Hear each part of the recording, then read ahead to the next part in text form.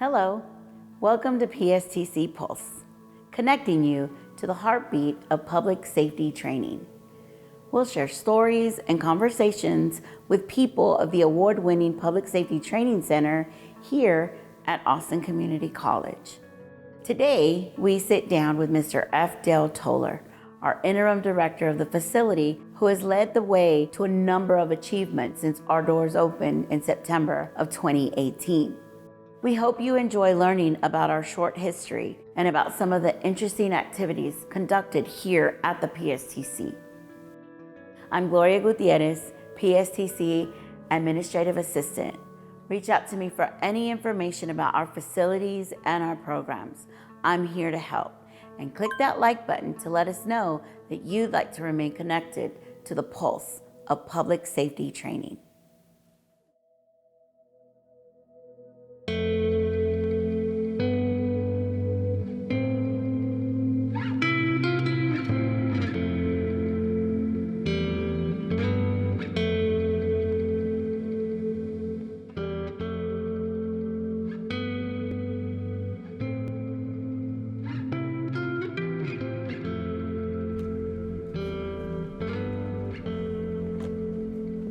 Dale, thanks so much for coming out today and taking time to kind of reflect on your time here at the facility and time on getting this place open. But before we get started on this interview, would you tell us a little bit about your background?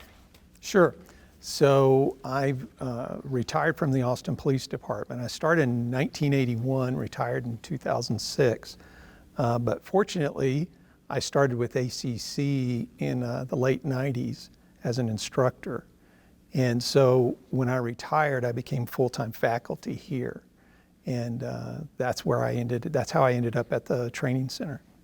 You've done some teaching as well. Oh yeah. I'm full-time faculty in criminal justice. I've taught all the criminal justice courses here. In my time at the police department, I taught in-service classes. And so I've had a lot of varied experience with the training programs, TCol, and academic programs. And I know factually, Mike as well, that you guys were both on SWAT. And did that play a little bit of wanting to be here, especially when we're here sitting here in the range? Any of those kind of background activities? I think so. In law enforcement and the duties you have and the responsibilities, and then having some assignments like SWAT. I also worked in the bomb squad. I worked internal affairs, a number of places. And I had a varied career. But all of those gave me different experiences with the job and what was required of the job. But one of the favorites was the training, the actual training of law enforcement officers. And so the firing range is one that you spend time on. And this facility, the Public Safety Training Center, the technology that went into it, it is the most updated, technologically advanced training facility probably in Texas, but I know it's in Central Texas. You can't go 100 miles from Austin and find a facility like this that incorporates a state-of-the-art firing range, state-of-the-art force-on-force room, 8,400 square feet, with movable walls. You can control the lighting, you can add smoke, you can add noise, you can add sounds. We have a defensive tactics room. We have an emergency vehicle operations track that's over a half a mile long, and it's engineered, so it tests you in all of your driving skills. And beyond that, we have 3 classrooms in this facility so that you can also have the classroom experience before you go out and do the training experience.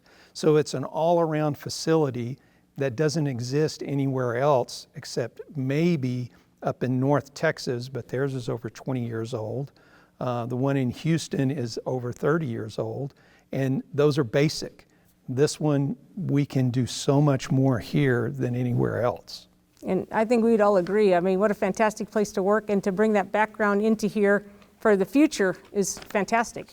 Sitting here while we're talking about everything this place has, it's kind of hard to believe we've been here for like 3 years now. Yeah. What did you see starting out as our challenges getting this thing up and running? Because when we started, I don't even think we all knew what we had.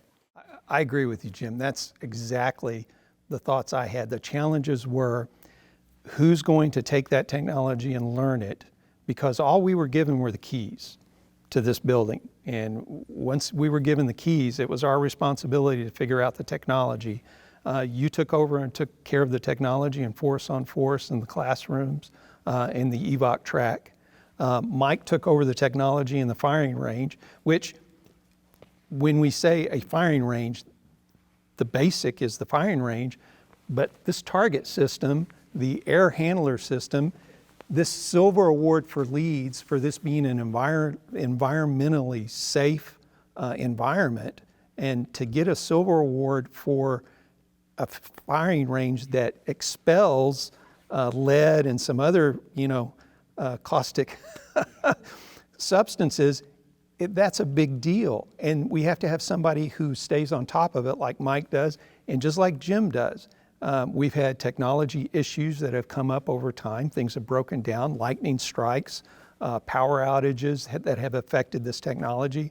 And I credit the entire staff here, all of them, Jim, Mike, and Bridget, for working together to get this stuff up and running within 24 or less hours. And that's a big deal.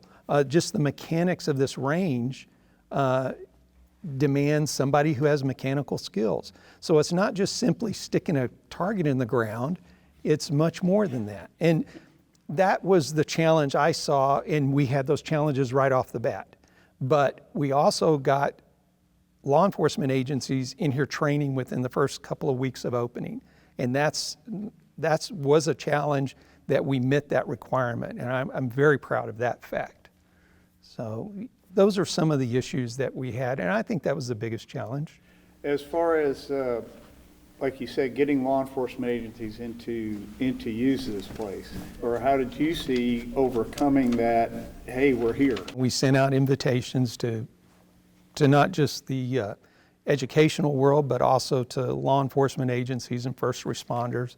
We invited firemen and EMS also, not just law enforcement, to the facility to look at it for the grand opening. We gave tours. We had to have all of these facilities where you could show the technology in the firing range and in the force on force.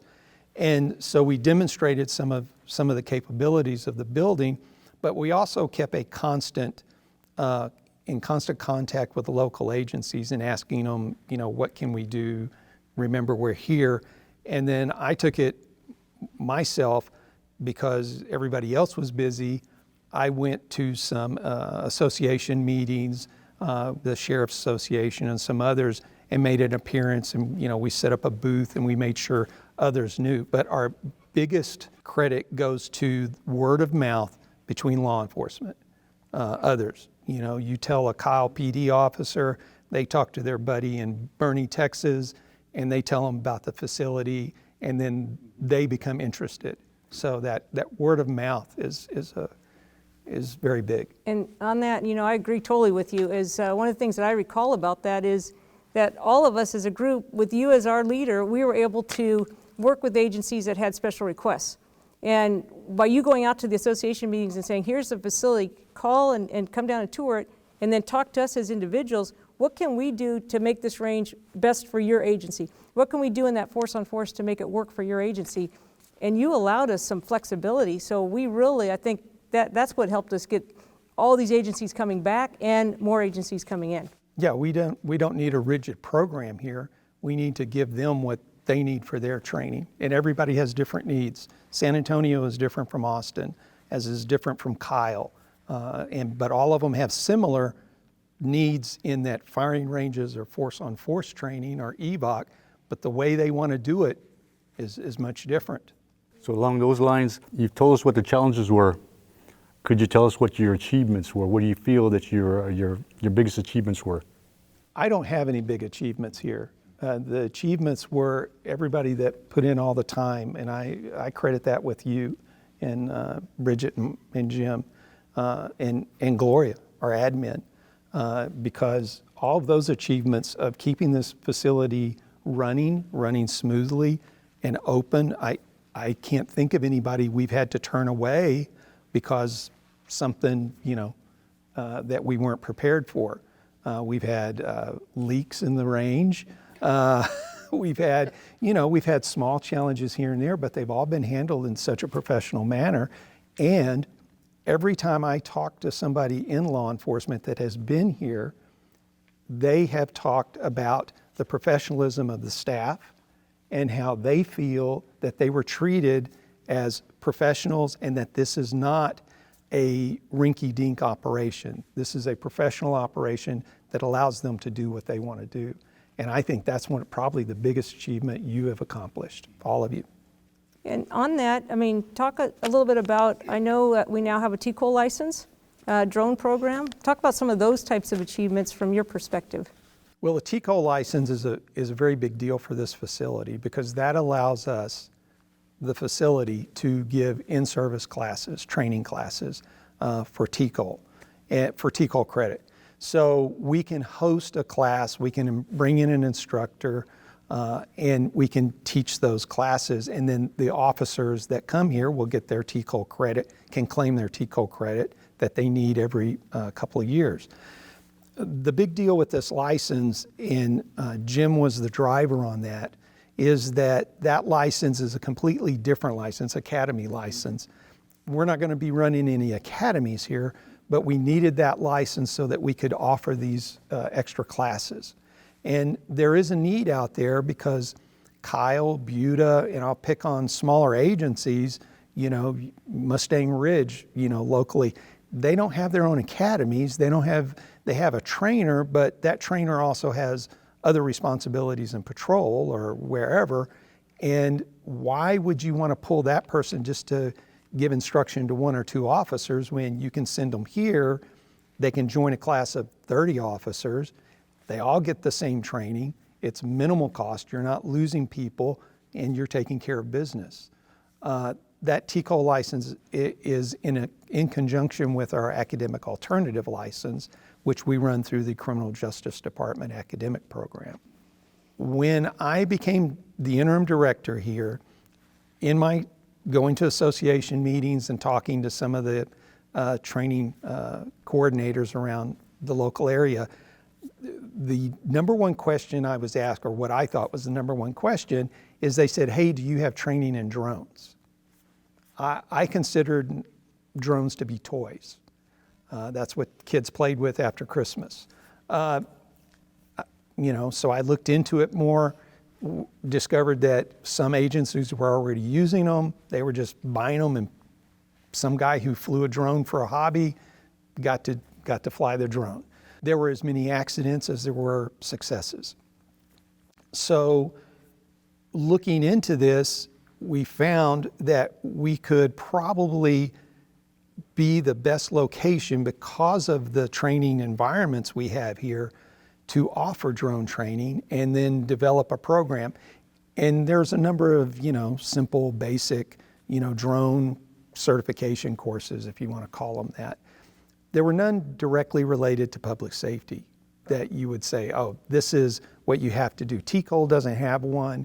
The state of Texas doesn't have one. Maybe some cities do. But when we started looking and started offering some drone classes, we brought in a third-party vendor to kind of see how this was going to be received, and it was well received. And from there, we decided as a group, whether you agreed or not, we decided as a group that we were going to offer some drone classes, and we built a program. We found some competent people that could develop these courses in a way that fits in with a learning educational environment like this. And so we have built a drone course that so far has been pretty successful in getting people licensed through the FAA and then getting them their basic training in drones. And I see that advancing, and I'll jump off. This drone thing is leading to the Drone Robotics Advancement Center that it was put into an ACC AMP program. AMP is simply future plans for ACC. What do we need to develop? And so we offered that as a plan, and it was well received. Whether it goes forward or not, I don't know. But we have earmarked the area on this facility just north of us, that field, to be this facility, to build a training environment for drones and robotics that will include coding, repairs, test flying, basic instruction, and it's also a calibration for civil engineers, a calibration center. So there's a lot of things that came attached to the drones that I wasn't prepared, or that none of us were prepared for, I don't think. But that's the future of this technology, is that first responders are now using drones more than ever, whether they get training or not. But we now have a training program that I think is valid. And at least you will know, if you send your person here, that they will have a clear understanding of when to fly and when not to fly, and the rules of the aerial world, which are, governed by the FAA. And I think that's important to know all of that. And just kind of closing out that little topic, to your credit and Dr. Fahn's credit, we're now a member of the FAA's CTI College Training Initiative program, which is a nationwide program. So I think that your ideas way back, or your questions that you were asked way back, have really led to a future that looks very bright for the drone world. I agree. We were one of the first, 40 schools in the nation that's right. to join that. Moving to another topic is, what do you see really when you look at your broad career as a faculty member and then as a director here, and going back forward into the world of teaching and education, is your purpose overall, with students and with our public safety folks? Where do you see kind of your purpose in that field, and where we could go from there, what we can take away? I think my purpose is to make sure that the environment is laid out for student success. Students can be professional law enforcement, students can be academic students that have just graduated high school. It doesn't really matter. But that when they come here, that we have laid out the groundwork, the pathway for them to be successful. And not just successful in the sense that they learn something, but I look around the four of us, and there's over 100 years of law enforcement experience right here. And it's varied, it's very different. In all of it.